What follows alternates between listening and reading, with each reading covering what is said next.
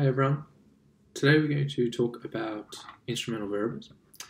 Instrumental variables are a really fantastic method for being able to speak about causality when you maybe don't have explicit randomization possible, or at least randomization that you can do.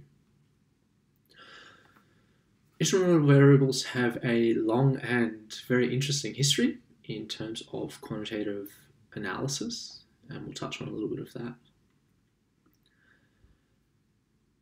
They've been very popular for about the last 20 to 30 years with an awful lot of work happening about 10 to 20 years ago.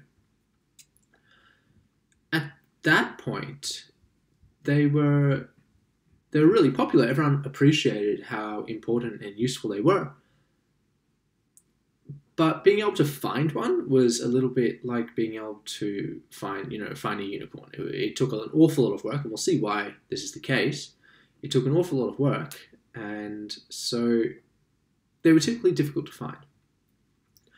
More recently, if you're working internally at a firm, pretty much opportunities for instrumental variables are everywhere. And we'll conclude with a quote from the Matt Taddy book, remembering that Matt Taddy is a data scientist at Amazon, where he basically says if you're internal to a firm, then this is definitely an approach that you want to be using. So turning to the notes, and at this point these notes are available online, and I'll just zoom in so that we can see exactly what's going on.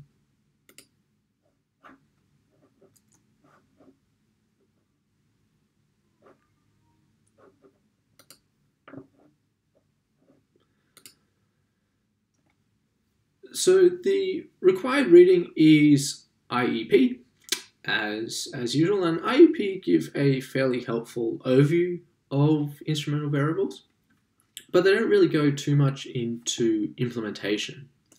And so if you are interested in implementing instrumental variables in your own work, then I would certainly recommend Scott Cunningham's book. So this is the second reading here. So in general, the mixtape is a fantastic resource, but especially the chapter on instrumental variables is really nicely done. And in this case, the textbook, Scott's textbook, is available online for free at the moment.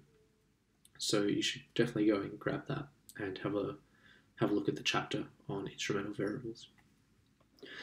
If you have a bit more of a mathsy, statsy sort of background, economics background, then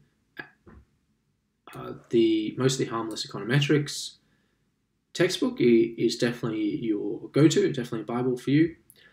And Andrew Gellman, of course, Gellman and Hill have a very nice treatment of it as well. I'll add that reading into these notes. There's a few different examples. One is here already, and I'll add another few in so that if you're interested in seeing some of these in action, you can have a look at these papers.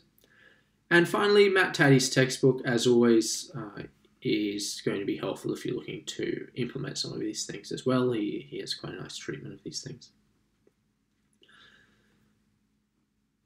In general, what I'd like for you to take out of this week is being able to recognize when you have an opportunity to use instrumental variables,